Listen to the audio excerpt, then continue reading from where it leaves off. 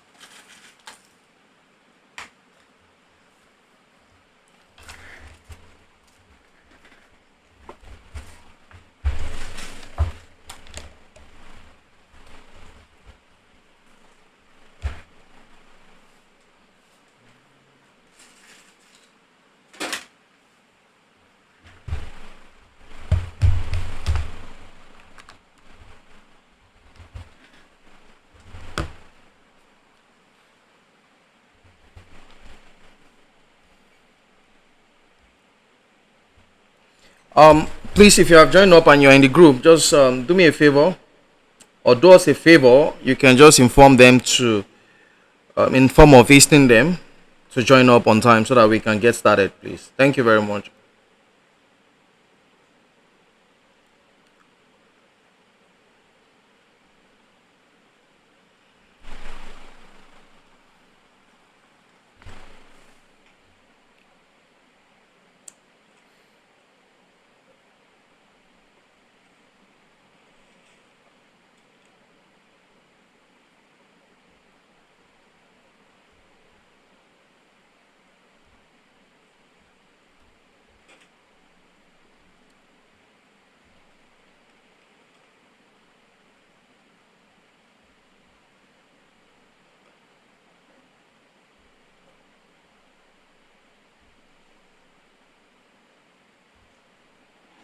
Please, if you have joined up and you're in the group, just do me a favor or do us a favor. You can just inform them to in form of visiting them to join up on time so that we can get started. Thank you very much.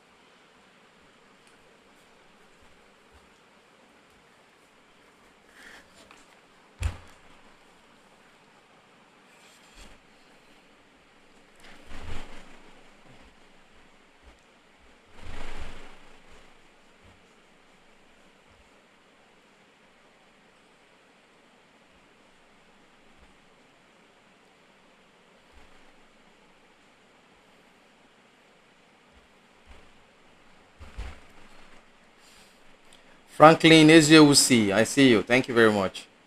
Welcome, Musonda Chiwenda.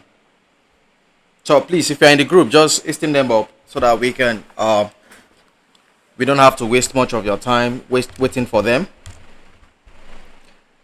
Um,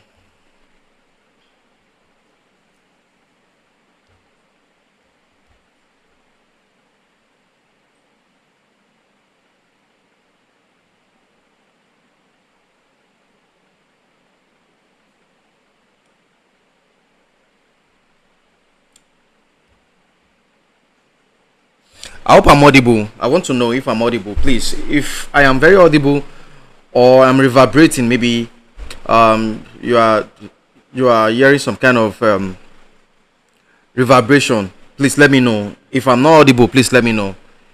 You can just comment in the comment section as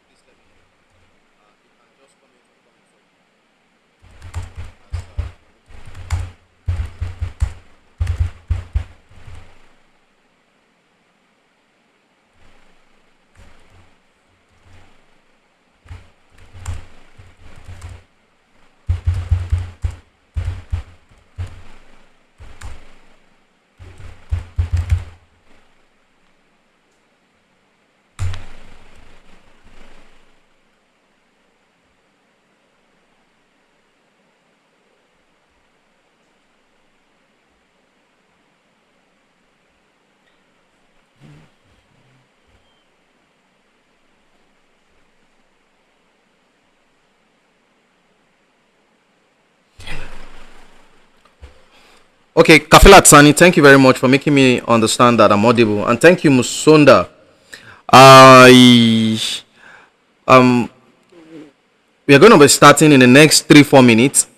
So when we get started, I will introduce myself, and I would want everybody to also introduce everyone to also introduce his or herself um, in the comment section. I'm going to introduce myself, and if there's any other questions that you want to ask, please let me know. Thank you very much.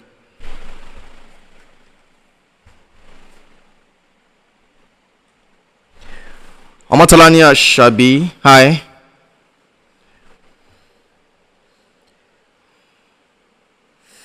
Annabelle Weaver, hi.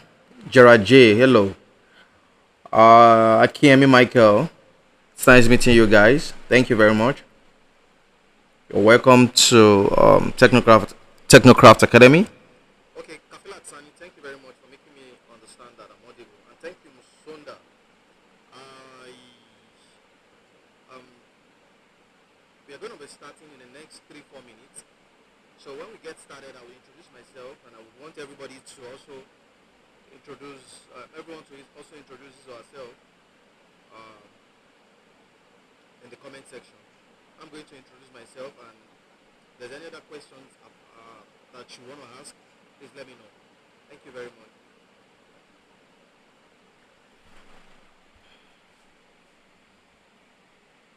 Amatalani Ashadi, hi.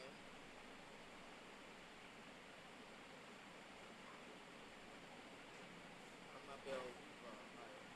Gerard J, hello. Akiemi Michael, thanks meeting you guys. Thank you very much. You're welcome to Technocraft Academy.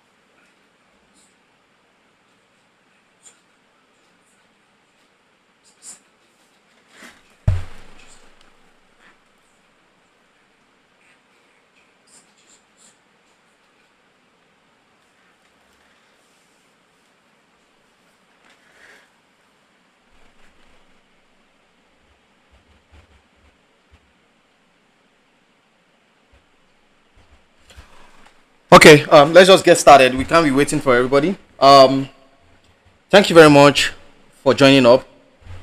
First of all, let me introduce myself for those that are just meeting me. Okay, hi everyone, welcome to the live stream, and thank you for tuning in. I'm so excited to have you here today. My name is Timson. I'm a software engineer with years of experience. I will mention. Over the years, I've had privilege of working with several companies on diverse projects and, of course, gaining hands-on experience in tech industry. Apart from that, beyond working in the industry, I am passionate about sharing knowledge. I owe it to the public, whatsoever thing that might have accrued over time. I believe, or I feel obliged in passing it on to my fellow man, especially Africans. So I've taught technology at various institutes, helping others break into the field, that is the tech field, and level up their tech skills. So today, I'll be taking you through some understanding of tech stack, how different tech stacks are incorporated. You know, I'm going to explain some concepts of software engineering principles. I may not even go deep at this point. I may not go deeper at this point in time, but of course, I will explain different tech stacks like hold on, please. Let me just. I think I'm having my. So I just had to pause for me to correct some things so that you'll be having some kind of reverberation. So we're gonna be going through series of explanation here. You know, here is just an orientation to immerse you into understanding different tech stack. So without having to waste much of our time, we're currently on. We're gonna be starting with backend programming. Go through the curriculum, explain one or two concepts and what they mean, what they stand for. Permit me, you may be hearing from me different. Every profession has its own jargon, so you might be hearing me make mention of some jargons. Don't feel intimidated. Those are normal terms you will come across or you will get used to in the long run. So it's not something that you should start opening your dictionary. What I need you to have at this point in time is your notebook and a pen, like a pen and paper, just to note down something. Of course, this recording session is going to be available after this session, so that you can have a recap or a rewatch on what I've been said. So that said, this is backend programming. Before I start saying anything on backend programming, first of all, I want you to understand that there are different stacks. There are different architecture in technology. What are these architectures? We have the front end. The front ends are the part of technology that deals with the UI, the interface of an application. Could be a mobile application, could be a web application, any interface, the front end, that is, we call them the client side. This side is what the client see, what you see. So when you go to www.sayinstagram.com, the page you see are known as the front end, the client side. Do you understand? Those are the pages you see. Those are the things you interact with. You know, you log in your credentials, that is your login and password. You get navigated to the home page. You post pictures on Instagram. You post pictures. You do all sort of things. Okay, let's say for example now you are on YouTube right now. As you're on your YouTube right now, what you are seeing now is the front side, the client side. The client side is typically what you interact with. You understand? The what you interact with, what you engage with. You know, you're clicking the view function. You're watching my YouTube. You're watching the live stream, and you are of course seeing everything. So whatever thing you are seeing is known as the client side. So those are the front end technology. Of course, any UI. When I say UI means user interface. It's an interface. Now, we are on to backend. Now the backend is, the front end ab initio, like I said, is what you interact with.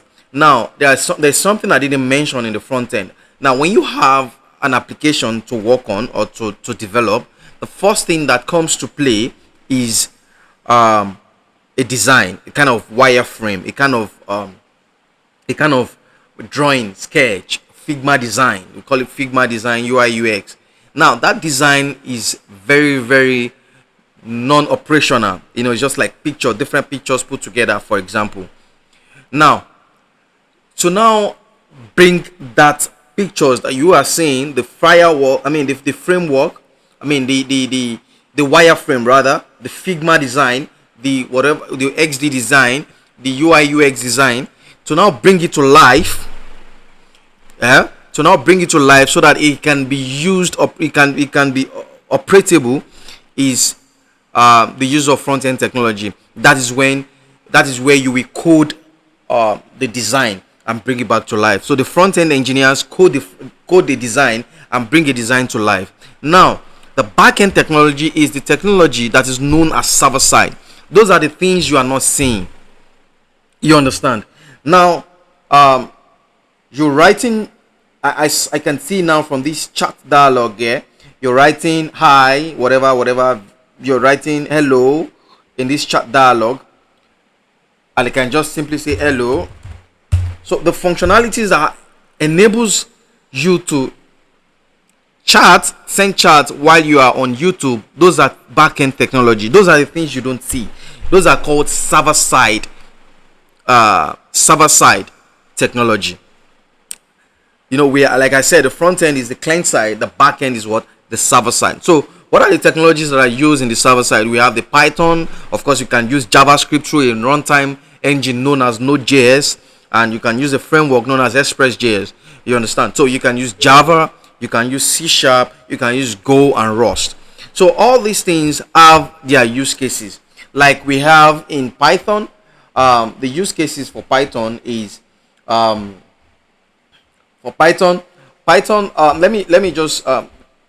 me just start with Python.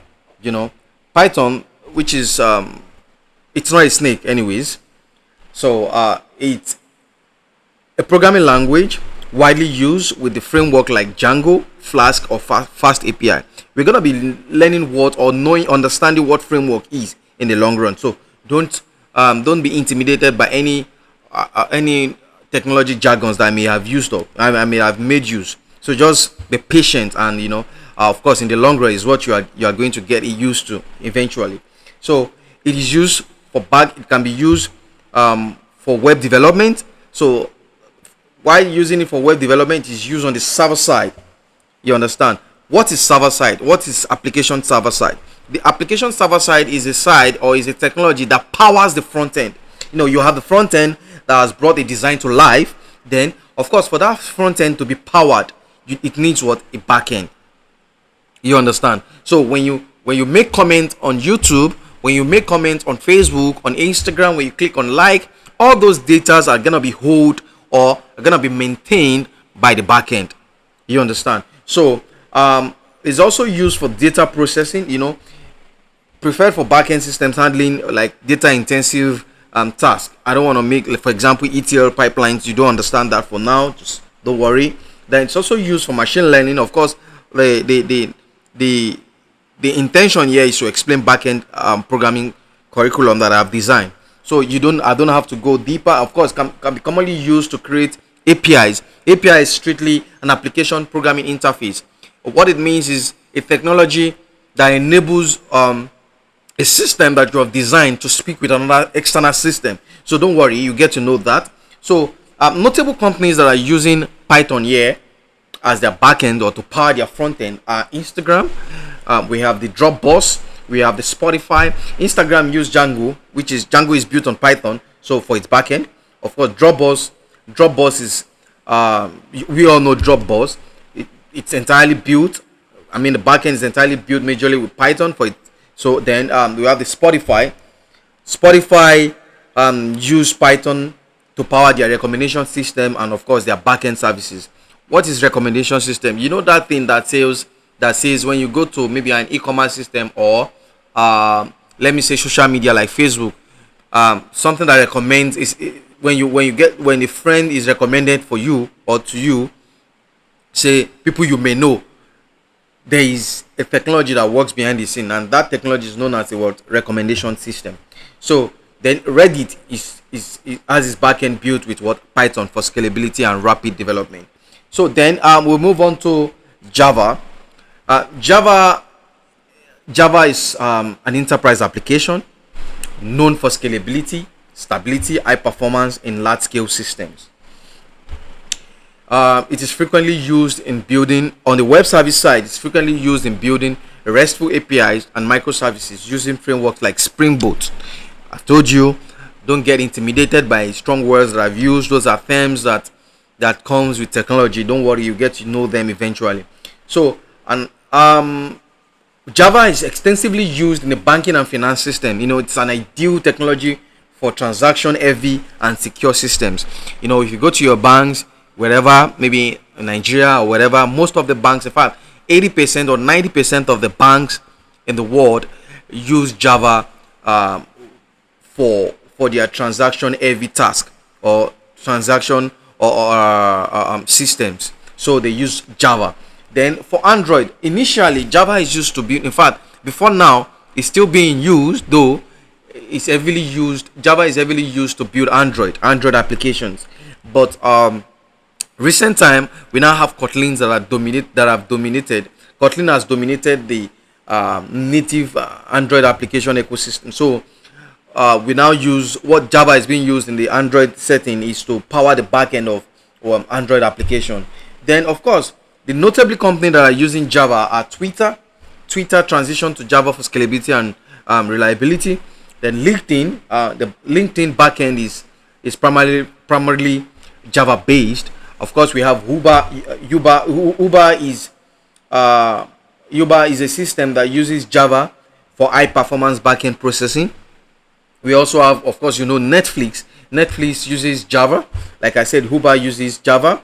Airbnb uses Java. So all those notable companies are using Java. Then we have JavaScript. JavaScript is we regard JavaScript as a full stack development language with Node.js. Node.js, like I said, is a runtime engine that is used to that aid in making JavaScript available in the backend. So it enables developer to use same language for front end and backend. Primarily, JavaScript is suitable primarily for backend. Of course, we use it for primarily suitable for front end, but of course we use it for backend. Backend architecture. Then, of course, if you're thinking about real-time application, it is ideal for chat app systems, gaming, and collaborative tools due to non-blocking and event-driven architecture. Then, of course, if you're thinking about serverless computing, don't get intimidated by the word serverless computing. You're gonna know all those terminologies, all those things in the long run. So it's not something that you should keep bothering yourself on. So serverless computing works well with we're talking about something that works well with platforms like AWS, Amazon Web Service, Lambda, or Google Cloud Functions. Then another thing we're going to be looking for is the notable companies using JavaScript. Netflix uses JavaScript, of course. PayPal uses JavaScript. LinkedIn uses JavaScript, and Uber uses JavaScript. So we also have C#, we also have Golang, we also have Rust, and what have you. But I don't want us to have most of our time wasted trying to explain all of this technology, because we don't want to dwell much on explaining so that you won't get tired, you won't get bored. So let's move quickly to how we're going to be interfacing, or how we're going to be getting engaged in our training. So hello, sorry. So the first thing we're going to be doing is to take you through the foundational level of programming. In this foundational level, you're going to be taken through methods and ways to start programming backend. Of course, we're gonna be starting little. We're gonna be stepping little by little. We are not going to jump into a very serious thing. We're gonna be starting from the very beginning. I'm assuming you don't know anything in tech. I'm assuming you have zero knowledge in tech. So I'm gonna be taking you from a complete rookie to being not so bad. You understand? So here you will begin with the technologies that powers any application. So by the end of this, you would have understood the syntax and techniques to code any application server. So the practical aspect of this stage is mostly console based. So we're not going to be building something very extensive, because of course we're still going to be extensively making use of the console. So rather than rendering something on the UI, so we're going to be having three languages that are core here. We're going to be starting with Python, Java, and JavaScript. So these three core languages are languages that you're going to be learning: Java, Python, and JavaScript. So you can decide to now choose from one of the compulsory elective from any of these listed, from any of after you've had Java, Python, and JavaScript, then you can choose one more, perhaps from Go, Rust, or C#. If you know Java very well, you will know that C# is sharing similar syntax, almost similar syntax with Java. So you wouldn't have problem choosing C#. But I wouldn't want you to choose Java and C#. Since you have Java, you can choose between Go and Rust. So it's just for your benefit. So you're not going to be charged. It's all free. So the next stage we're going to be going into is stage 2 of the foundational level. So this level, at this stage, you would have gotten comfortable with syntax. You have understood how to you have understood the syntax, different syntax of various languages. You've understood the data types, the variable concept. At this stage, you'll be introduced to more advanced concept, or a little bit advanced concept, which is the functional way of programming. Because ab initio, we're going to be taking you through how to because there are different paradigms to programming language. So the first paradigm we're going to be taking you through is called procedural paradigm. So then we now move to functional programming, then using OOP concepts, where we're going to be modeling real world scenario using abstractions and stuff like that. Then we're going to be taking you through API and so on. So this stage, we confirm that you have successfully moved from just procedural programming to a bit more modern stage. At this stage, practical at this stage is still console based, but of course we'll be drifting between console based and GUI and stuff like that. Then the next stage is where you'll be collaborating and programming. At this stage, we're going to be extensively using a Git system for versioning. There's something we call version control system, where you'll be introduced to Git. Now, Git is what enables you to collaborate your code, your source code. How do I mean? Let's say, for example, I'm in Nigeria. I'm a software developer in Nigeria, and you're a software developer, say, in India or wherever, or in US. And now, let's say, for example, we work in the same we are in the same team and work for the same company. So maybe we are being given a task in our team to work on a particular functionality. So the functionality is now being shared between myself and yourself, and your functionality depends on mine, and mine depends on yours. So immediately I finish up with coding my own functionality. Instead of course, I can't send my system over to you in US. So the best bet is for me to to create a version control system, which is Git. So the Git is on my local device, which is called local repository. So by the time I push, I'm going to programmatically push my source code to a central or remote repository where you can have access. A central or remote repository is available for everyone.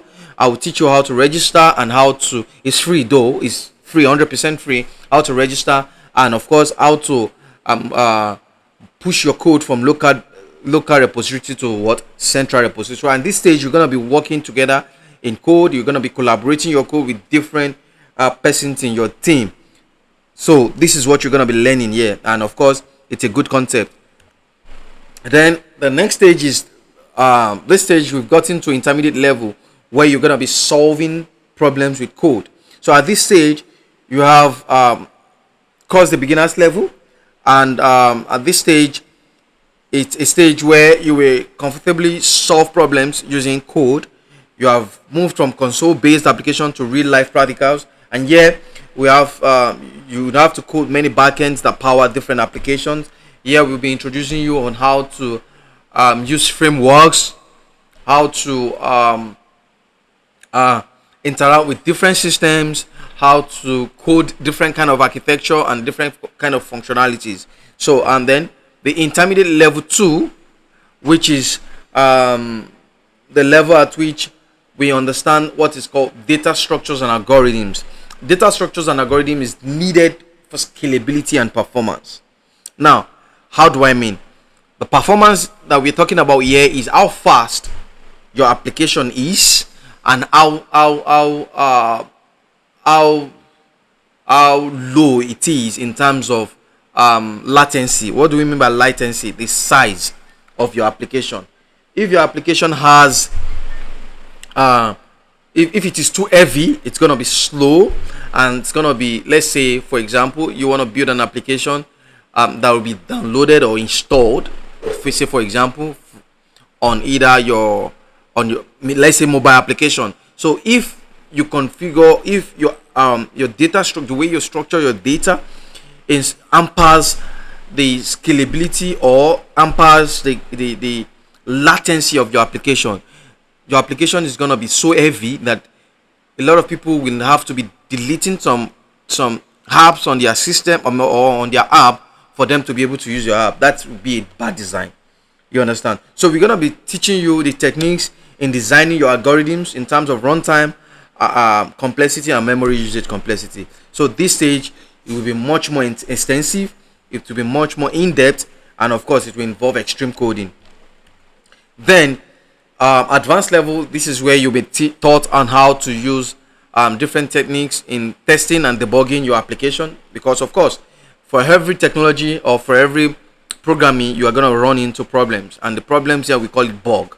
You understand? So here we're going to be ascertaining code quality, and of course how your application is bug free is how quality your code is. So this is of course more advanced stage. This is where you will learn how to test your code if it aligns with best practice and does what you have set it to do.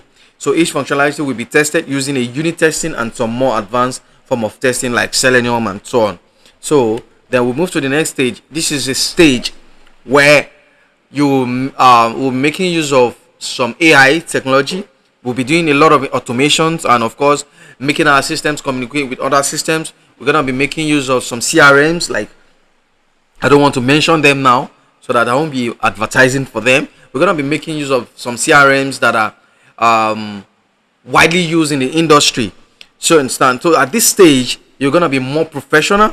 In fact you'll be tagged a professional programmer at this stage, because at this stage you will learn how to program softwares professionally and how to make your system speak perfectly with external systems. You'll be taught industry standard automations, AI tools and stuff that make your life easy as a developer. So you will know how to integrate different CRMs and how to create apps that speak with different kind of systems. So at this stage, this is the final stage for backend technology, and I would want to entertain questions here before we move to the front-end technology and mobile application. So if you have any questions, let me know. I'm opening the floor for questioning now.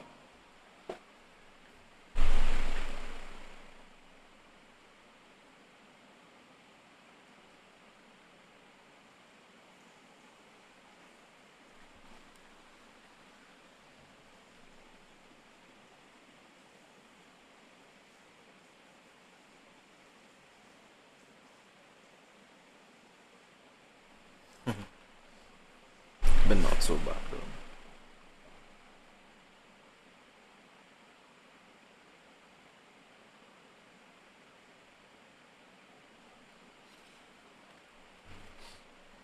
So while we wait, please it will not be bad if you can click the like button, and of course subscribe to Technocraft's channel, so that of course this thing can go viral, and of course we're going to be sharing it in the groups for newcomers, and after now we're going to be separating you. So for what I've said, from what I've explained, I want you to ask questions based on this backend technology or I mean backend programming that I've explained. So if you have any question, please do me a favor, ask me the questions now, and let me know um, what you feel about this, and I will answer you quickly in the comment section. Please do that now. Thank you very much. I'm still waiting. I don't want us to waste much of our time.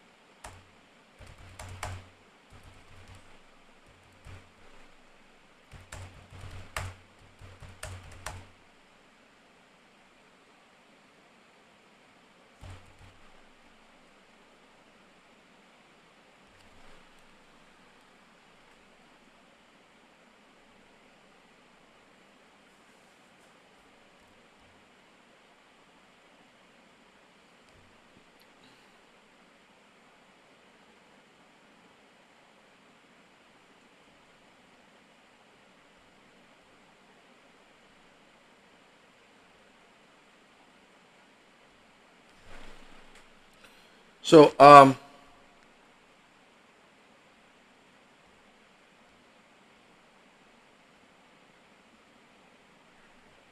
so while we wait for questioning, let me quickly go to the next one.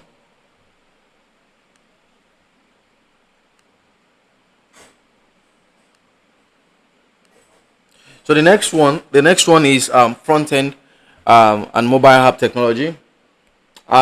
This technology is okay. Please let me quickly answer this question first. Somebody's asking a question. Okay, will it be possible for someone to register for all the possible classes that will be arranged? Okay, I understand. I understand. Um, uh, Musonda Chiwenda, you are asking, will it be possible for someone to register for all the possible classes that will be arranged? Well, yeah, it won't be anything bad, but though it will slow you down. So I would want you to concentrate on a particular stack. You can always jump on the other one after you have mastered a particular stack, so that you won't get confused in the long run. Do you understand? So I want you to master a particular stack. Then after you master those, I mean the particular stack, you can then of course jump. It's not a crime. It's not a crime having knowledge of various stack. Of course, it even gives you edge over every other person. So that's just it. I don't know if I have answered your question. So in the absence of any other question, let me just quickly talk on the front end and mobile app programming. So the front end and mobile app programming, I made mention of some stuff while talking about front end in the previous um, uh, back end technology explanation. Hold on. So I was talking about front end. While I was talking about front end, I explained that front end is the technology used in writing the UI of an application. So the UI is simply the user interface of an application. So if if an application is designed by a UI UX designer or a Figma designer or we have the wireframe, um, it is important for a front end engineer to bring it to life before the back end engineer now powers the front end. So we're gonna be explaining what front end is, the mobile app and mobile app programming using this curriculum. So the first thing you see different technologies here. The first one here is HTML. We have the CSS and we have the JavaScript, and we have the a library here known as React.js. We have a Dart programming language, and we have TypeScript programming language. Now, before we can understand this, first of all, let me explain what HTML is here. HTML, it simply stands for Hypertext Markup Language. Now, this is the first thing for you to be a front end or a mobile app developer. the first thing to learn is the hypertext markup language. It is not a programming language, it's a markup language. So some people mistake HTML as a programming language. No, that's not true, because it doesn't have logic. A programming language is such that has logic. We have different kind of course it is a language too, but it's a markup language. We have different kind of markup language. We have XML, which is extensible markup language. We have MathML, and of course HTML. So our concern here is HTML. HTML, think of it as a skeleton of an application. Let's say, for example, you want to let's say for example, human being, the HTML of human being is a skeleton. So now the skeleton is what gives structure and what rigidity to the body, right? So it is in application. What gives structure, what gives an application structure is what HTML. So HTML gives structure to an application. Do you understand? Now we have CSS. CSS is not a programming language. It's a style sheet. It's called cascading style sheet. Now what it does is, now that you have a skeleton, it will not be suitable for skeleton to be walking around. Do you understand? So the suitability here is the skeleton has to be what covered in flesh. So in this case, the flesh, the beautiful skin, the beards, the hair, and all of those are known as what? The CSS, the style sheet. So the CSS is meant to style our application. It is used to what? To style an application. That is the function of what? CSS. It is used what? To style an application. Do you understand? So it's not a programming language. Now the programming language starts from JavaScript. So you can walk. You see, I'm moving in the sequence. You will see HTML, CSS. The next one is JavaScript. JavaScript is a programming language. Now that you have a body that is covering a skeleton, of course the body needs to move, right? A body that is not moving is a dead body. So for the body not to be a dead body, it has to move. It means what? JavaScript. So JavaScript is just like something that gives interactivity to what? To an application. Now when you go to an application, when you visit www.say whatever application.com, it could be google.com, it could be youtube.com, you understand? The ability for you to click on a button or to subscribe to Technicraft Academy, and the subscription button get clicked, you understand? After clicking it, you can't subscribe twice except you want to unsubscribe in another channel. Then that functionality is being enabled with what? JavaScript. JavaScript adds interactivity to what? To an application. Remember, HTML gives it structure, CSS gives it design, styling rather, and JavaScript gives it what? Structure. Now we have React. React is a library that is built on top of JavaScript. Now it enhances rapid development. So when you're going to be building front end, the first thing to learn is what? HTML, CSS, and JavaScript. These are the first things you're going to be taught. Then the next one is what? React.js, which is built on top of JavaScript. Do you understand? Then if you want to go mobile, let's say we have mobile application is of different architecture. We have one which is natively Android. We have one which is natively iOS. That the one that is natively Android is built either with Java or Kotlin. We're not gonna be using that. Another one that is built natively with iOS app uses the technology known as Swift or Objective-C. We are not gonna be using that too, because the resources to train you on that is not available. Then we have hybrid or cross-platform. We call them cross-platform. Now, cross-platform is for you to learn one technology, use it in both Android and iOS. That is the meaning of cross-platform. One technology, you can use it in both Android and iOS. That is what cross-platform mobile application programming. Do you understand? So in this case, we use either JavaScript, and we use a framework known as React Native, or we use Dart programming language, or on top of, we use Flutter on top of Dart programming language. So this is Dart programming language. Then you see this TS. This TS simply means TypeScript.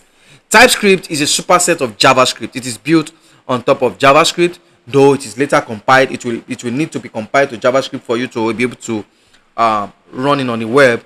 it's an advanced form of JavaScript. Let me so to say, if you want to build large applications, it's advisable to use what TypeScript. Of course, we're gonna be taking you through the foundation of coding, either mobile applications or front-end application. Of course, you start with HTML, CSS, and JavaScript, and later advance with any of the listed technology here, which is TypeScript, React Native. React Native is for the mobile, and Flutter for the also for mobile. So you're gonna be choosing between React Native or Flutter. Before you can learn React Native, you have to understand React first. You understand? So we're gonna be taught that. Then the next one is which is stage 2, which is strong typing. At this stage, you would have finished with the beginners level of coding the HTML and CSS. Here is where you will be introduced to the language of the web, which is known as JavaScript. So anytime you hear the language of the web, just know it is what? JavaScript. So this is where you understand basic programming concepts and methods and its application to web technology. Then the next one is how you're going to be collaborating in programming language, which is the use of Git system that I've explained to you ab initio. Then next one is intermediate level, where you'll be solving problem with code. At this stage, you have crossed the beginners level. This is the stage where you will be able to develop a full-fledged web application all by yourself. You're gonna be trained, so you're gonna understand how to program the web. It's not something. It's not a magic. You will learn. You will understand it. So you will be trained on how to put your website to the internet for people to see. If you have built a technology, if you have built a website for people to now see the website, you'll be taught on how to put it on the internet. And you also be slightly introduced to the use of frameworks gradually. This is where we start using framework gradually. Then, of course, the intermediate level 2, which is the data structures and algorithm. This is for scalability and for performance. I've explained that. And here, apart from an in-depth and extreme coding involving data structures and algorithm, you're gonna be understanding some frameworks and libraries like React and frameworks like Next.js. And of course, you may be introduced beyond that, but of course, this is what has been documented for this purpose. Then you can decide to stop at this point, at this level, intermediate level 2, and continue as a front-end developer, or you can proceed to you can add mobile technology. So this now takes you to advanced level. Here you will learn the techniques of using a cross-platform technologies to develop a mobile application. The framework to choose here could be Flutter, which is built on top of that, and could be React Native, which is built on top of JavaScript ecosystem. So here you'll be moving towards Android and iOS app. Then of course the advanced level 2, which is the stage where you'll be introduced to automation, AI, and beyond stuff, and how to make your application speak to other applications, how to automate some how to do some basic automation and advanced automation using CRM and all of that. Those are the things that makes you a professional programmer, and those are the things that are being used in the industry. So I don't know if you have any question now before I move to the next one. Sorry, excuse me.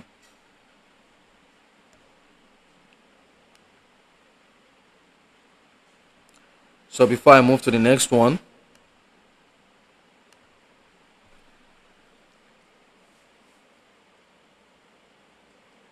so if you have any question, please, I will answer you.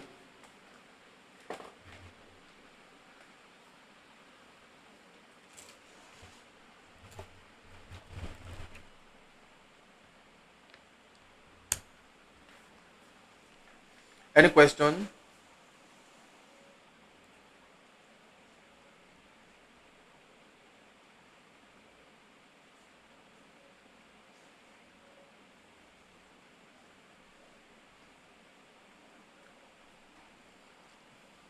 If you have questions, please let me know so that I can answer them. Okay. In the absence of any question, let me quickly go to explaining. Let me go to explaining the one I have here now, which is which is which is the data science, the one for data science. So now, data science, we're gonna be looking at. Let's look at this curriculum of data science.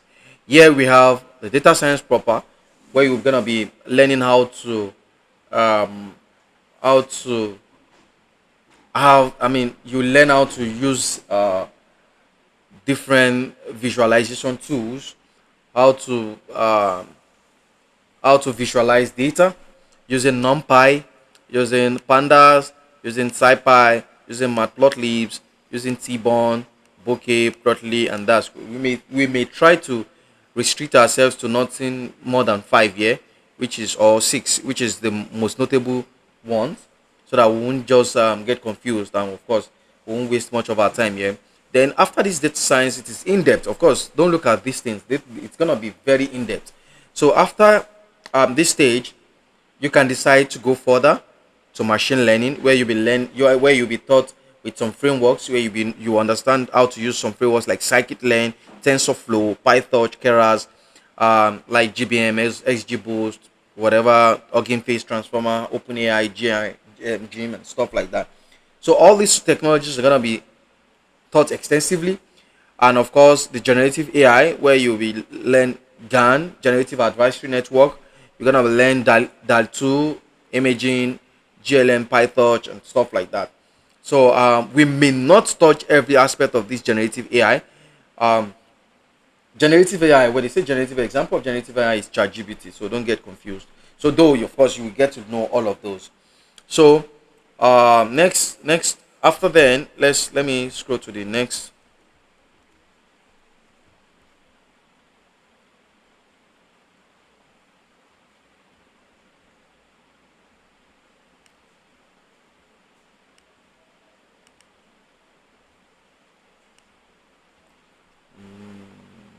Hold on, I'm having some freezing here.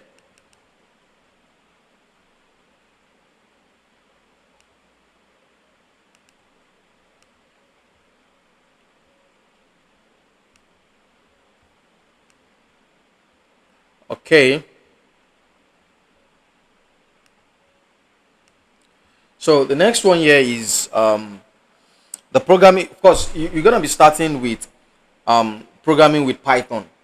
So you're gonna be starting with programming with Python, where you'll be taken through the foundational level of programming. You learn various coding techniques and concepts in solving real world problems with what Python. So of course, what we're gonna be learning in totality is Python, statistics. Of course, I will introduce you to Scala or Java. It is good for for knowledge sake, and of course, it's good in the long run. So you will learn some libraries like scikit-learn and so on. Then the next thing is stage two, where you go deeper in Python. You would have grown from learning simple Python scripting language to more advanced concepts, as well as being introduced to the use of Jupyter Notebook, because we're going to be using Jupyter Notebook extensively. Of course, we're going to be taught on how to collaborate using Git and Git system. We're going to be solving problems with Python. This stage introduces you to data collection, data cleaning, data visualization, and so on. You'll be able to apply various foundational skills in Python to real life data science projects problems.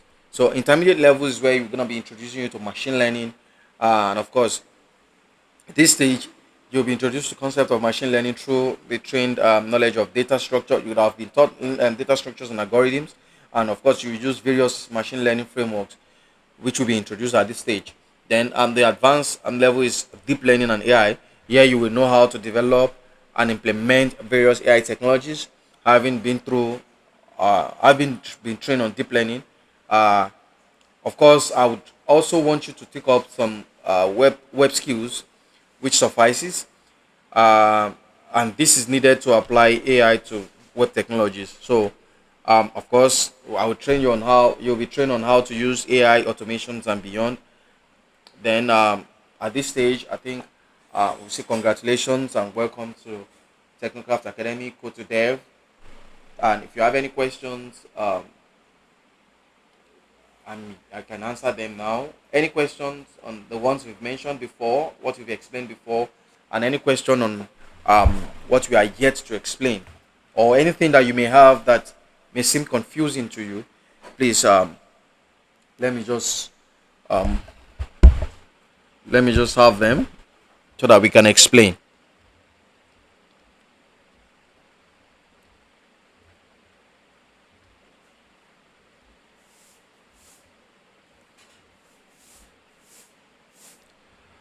So thank you. I don't think anybody has any question, and if there's any question, if you're shy to ask, you can private chat me privately.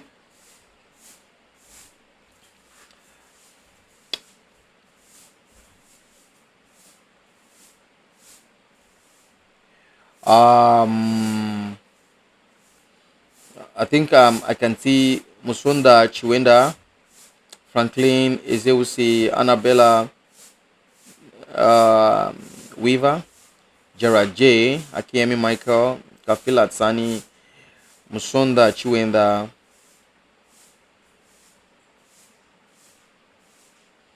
Amotolani Ashabi, Amotolani Amobolanli Jimo, Balikis Samot, Hannah Weaver, okay, Mr. Koche, Adeonju Joseph, Lusungu Godwin, Ndawana Chuba, Amolade Abunlua, Jessica Niwami Chimbong. So if I'm not pronouncing your name properly, please pardon me for that. Um, I'm still waiting for anybody that may have a question or two so that I can attend to those. Chuku Pamela, hi. So if you have a question, please ask.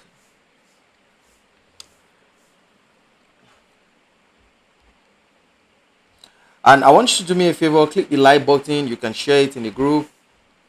Click the like button. You can subscribe to this channel.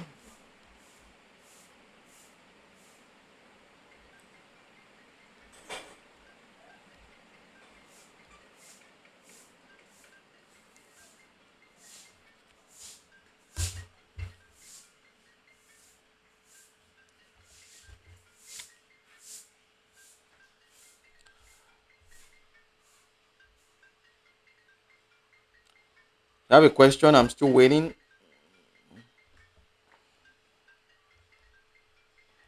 And please do us a favor, subscribe to our channel. Um, Click the like button.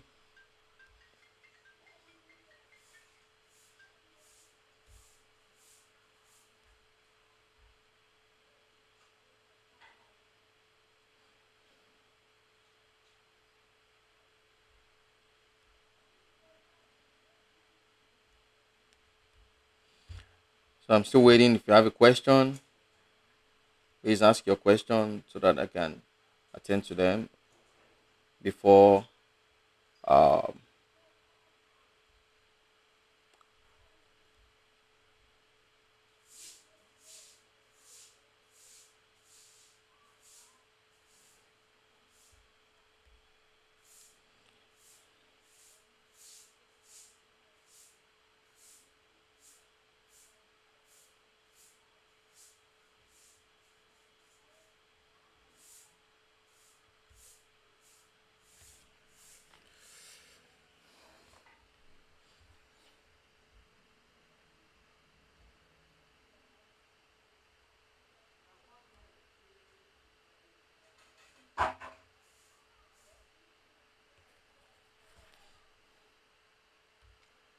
if you have a question,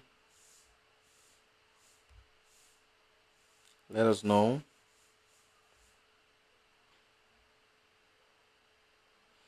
Okay, I think I'm not seeing any question coming in. So I think the only question that was asked is by Musonda Chuenda. In the absence of any question, without having to be delaying us, I think I think we may have to end the stream. Then, if you have any further questions, please after now, I want everybody to. You may, of course, by this time you should understand the stack that you are going to be learning and the stack that interests you. So for the fact that you are able to, if you don't understand still, I can explain further while in the group. I can explain further in the group. And okay, Omotalani Ashabi is asking, is data science same as data analysis? Now, yes, I like this question. Sometimes we may say data science, we may say data analysis. Sometimes a lot of people um, uh, interchange the use of data science and data analysis. In fact, we often get confused as to what's the difference between data science, what's the difference between data analysis. Now, I will explain them. Now, when you're talking about data science, fine, data science and data analysis are related fields, but they of course different in terms of scope, methods, and goals. Now, let me give you a short breakdown and of course differences. Now, data science in terms of scope. Data science is a field that encompasses a broader scope, including extraction of insight from raw data, including prediction, machine learning, and decision making.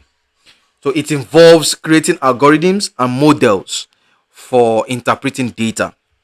Now, what about data analysis in terms of scope? Data analysis mainly focuses on examining and interpreting existing data to identify trends, patterns, and insight. It's kind of emphasizes understanding and reporting on what has happened. So if you're talking about data analysis, we also have data analytics, which is also different. Now, data analytics is an aspect that gives its own report. It gives its own report, gives its own insight based on what has happened. Now, let's say for example, you are being employed to run a data analysis on why a particular business is not moving or a particular stock is not moving. Now, you are going to base your judgment based on what has happened in the past, because you're going to be using trends and patterns that has happened, event that has occurred. You are making report based on understanding and reporting on what has happened. You understand? Okay, previously, um have you been having has your stock been moving, as your stocks are your stocks moving previously? Are there any sort of changes? Are there any complaints previously? So you are reporting, you are giving a current report based on what has happened. That is data analysis. But don't get confused. Don't get confused. Data science encompasses a broader scope, like I said, including extraction of insight from raw data, uh, prediction, machine learning, decision making, and it involves creating algorithms, models, and models for data for interpreting data. While data analysis focuses on examining and interpreting existing data to identify trends, patterns, and insights. So it emphasizes understanding and reporting on what has happened. But what about data analytics? There's a field also called data analytics. Like I said, data analysis uses the past. Now, data analytics uses doesn't use the past. It uses events that may occur. Don't worry, I'm going to give I'm going to design a note that explains that better explains each of these and their various use cases. So I hope I've been able to explain that. And if I'm not, um, you can also let me know so that I can further explain. Any other question? Any other question, please? Amotolani Ashabi, does that answer your question, or you still need more explanation as to that? And if need be, I will, of course, I'll take it upon myself to. Any other question, please?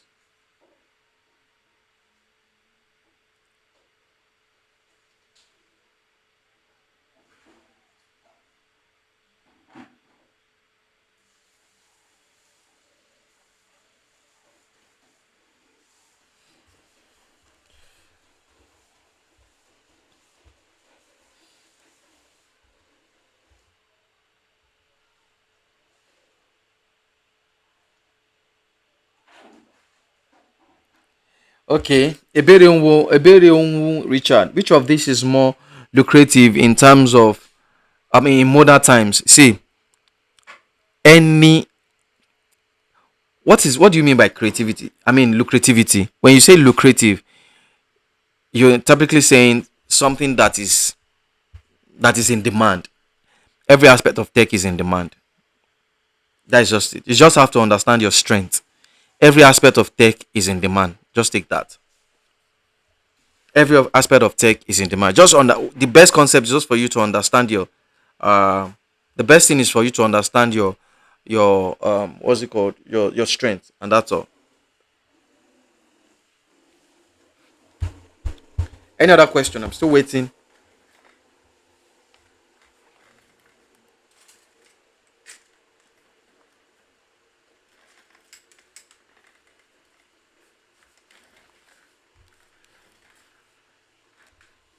Any other question? Okay. For any other question, just okay. Thank you very much, Richard. Um, I don't. I think we've.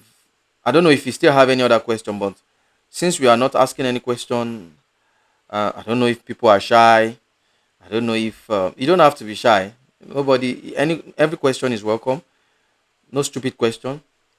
So what I will do now is after now, um, private chat me. Do you understand? Or write in the group. Just private chat me. Uh, the the stack you want. If it is front end, back end, we still have one called system programming, but the curriculum is not yet available, and of course there's a way we will do it in such a way that they will be incorporated into the system. So system programming is much more involving. So because we've not gotten the material, so we don't just want to start explaining, and I mean designing the curriculum. So by the time we now have the material, it will now be we will now be below par and stuff like that. So if you're interested in system programming, just let me know. Of course I'll okay, I'll find a way to go about it. Okay, Omotolani Ashabi, you said furthermore please. Okay, I think um I will do that with a comprehensive note, and of course I will explain to you maybe in the group. So with comprehensive note, you understand. um that said, so whatsoever stack that you're interested in, just let me know. Message me privately on WhatsApp. um okay, message me on WhatsApp, then I will send you to the group. I'm going to create groups for each stack. Do you understand? And that group is strictly for what you want. Don't If you are starting with back end, start with back end. If you're starting with front end, start with front end. And afterwards, I will send you your textbooks, and I will start after sending your textbooks, I will um after sending your textbooks, I will also what I will do is send you the timetable, which is the schedule we're gonna be following, so that you won't have any reason to not to miss any class. Okay. Richard, you said back end and front end. What are the difference? Okay, let me say for example, back end are called are those side of technology of an application that you don't see. It's called server side. Do you understand? Server side. Then front end is the client side. Those are the things you interact with. Now you are seeing, as you are on this YouTube now, you are seeing the chat, you are seeing me, you're seeing the screen, you are seeing everything you are seeing now on YouTube is front end. Now the ability for you to subscribe, the ability for me to do a live and you are seeing it, is the functionality of the backend. Is backend that makes that possible. The ability for you to comment and I'm seeing your comment, The ability for you to ask your question in the comment section, I'm saying it. The ability for you to click like is being recorded is the back end. So back end is what powers the front end. Front end is what the client sees, what you and I see. Back end is what only the developer see. Do you understand? Is the backbone of any technology. Okay, let me put it this way. Now look at a car. Hmm? When you see a car now, let me say a very beautiful car, a very very beautiful car. You will appreciate the car because of the looks, the aesthetics, how beautiful the car is. You understand? The car can move, the car can do all those sort of. You understand? But it is because of what you can see. Is the car now? The back end of that car is the engine. Is what powers the car. Do you understand? So see front end as the car itself, the dashboard. Oh, look at fine dashboard. Look at interior design. Look at windscreen. You know all those things. Two doors, open roof. How is it called? You know, two doors, alloy rims, and all those convertible and all those things that makes a beautiful car. But the back end is the engine. Without the engine, that thing that you are appreciating is nonsense. Do you understand? So the back end is just the engine. So back end is the engine of an application. Just take it that way. I don't know if I've explained. So I don't know if you can understand that, Richard. So let's just go back. Then you asked a question, Musonda. I saw it. You said, when are we starting? We are starting today. Like I said, we are starting today. The timetable will be released, and um we're gonna be starting today. So no, Richard, you're asking if it's a must for a person to learn both because one can't do without the other. No, this is it. You might you see you might decide to work, or you might find yourself in a team where you specialize on front end, you specialize on back end. Yes, there's ability for you to learn both. It's called full stack. We have the front end engineer, we have the back end engineer, we have the full stack engineer. So I've worked as a full stack engineer several times. So it's not, you can learn the two, but of course you can split it in terms of learning and specialization. So that is that. Thank you for your time. I appreciate those that are here. Please, for all of you that are here that are present, please kindly message me on time so that I can message me, tell me your stack of interest, and so that I can arrange you or put you in a group where you can start learning. Thank you very much um, for your time. God bless.